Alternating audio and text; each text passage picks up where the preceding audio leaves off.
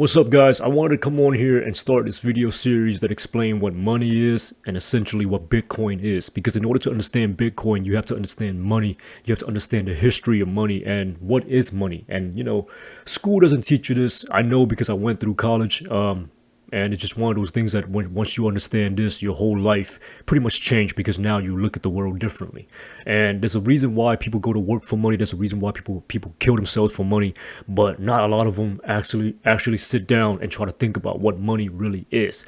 So let's talk about it, okay? We as humanities have progressed throughout the years. We have all tried very hard to find a reliable and good form of money.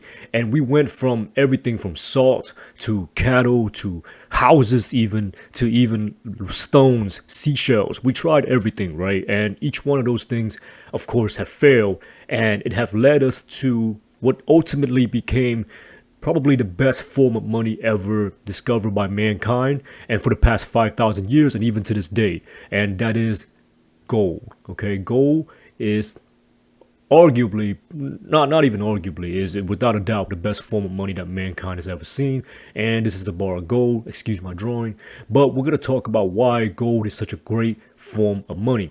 So there is five, well technically there's seven characteristics of money that has to, that's the criteria we got to go by. And if, any asset, anything that doesn't fit one of these criteria, it's not a good form of money. We try to get as many check boxes as we can, right? So let's look at gold. Let's look at why it's such a great form of money.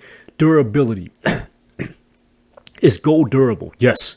Compared to a lot of things that we tried before. For example, we try to use cattle as money, and the durability of a cattle is just not that great. It has a lifeline. It just doesn't. It's gonna die after a certain amount of years. And if you have a cattle, the weather, the storm, it could be a lot of things. Nature, it could get sick.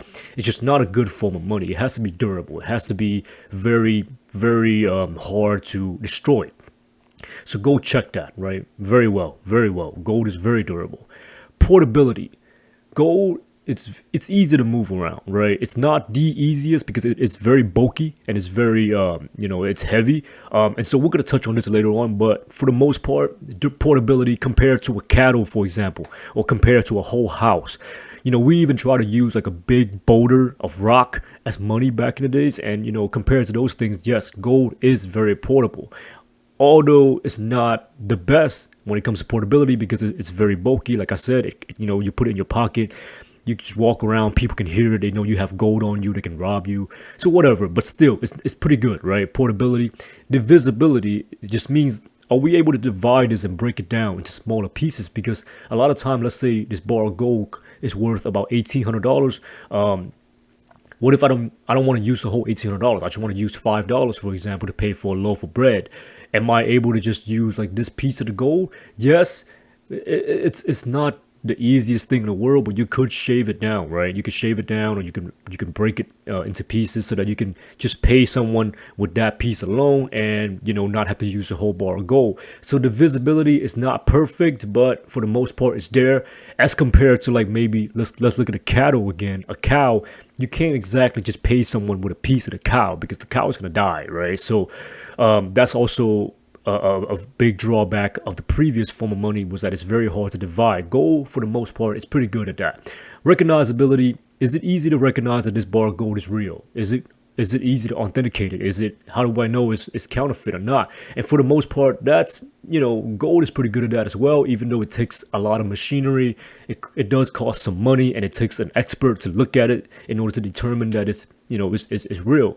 And there's been plenty of cases where people have hoarded a crap ton of gold, right, in their vault or whatever, and then later on they found out that it's fake because it's wrapped in gold and it's actually like nickel or whatever, platinum underneath or something, I don't know, metal, some other form of metal underneath, and it's not actually gold all the way through. So there has been a problem with this, but for the most part, it's pretty good, right?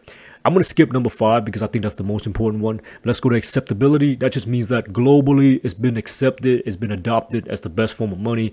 And yes, gold is very, very much so adopted for the past 5,000 years. There's no debate about it.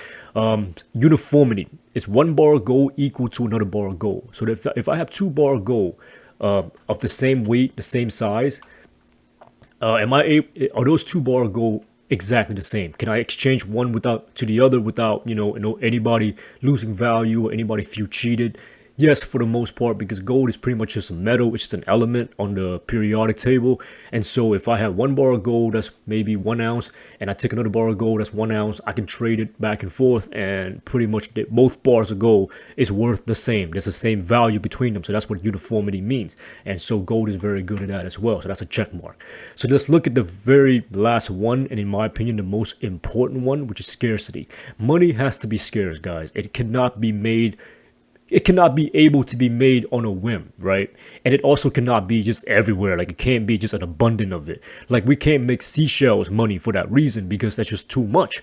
So what's the point of me working my ass off to get paid in seashell if I can just walk to the beach and just scoop up a shit ton of seashell? That doesn't make sense, right? Or, what's the point of me doing anything and accepting this form of money if I know that someone can just make more of it? Like, if I could just walk in the back and just create more seashells, there's just no point. It's just not fair. It has to hold value, and in order for it to hold value, it has to be very, very hard to make. And gold fits that category very well, because we all know it's very hard to mine gold, and it takes a lot of work, it takes a lot of energy, it takes a lot of capital, it takes a lot of labor. And every year about 2% of gold supply is newly minted, right? Like, newly mined gold is about 2% compared to the overall pool of the supply that already exists. So it holds its value very well as far as scarcity goes. So that's pretty much the reason why gold has been accepted to this day for the past 5,000 years as the best form of money that mankind has ever come across. And for good reason. But now that we understand that, the next video, we're going to touch on a lot of other things that was built on top of gold, and the reason why paper money started to come to existence. And we're going to get to Bitcoin later on as well. But that's pretty much for this video.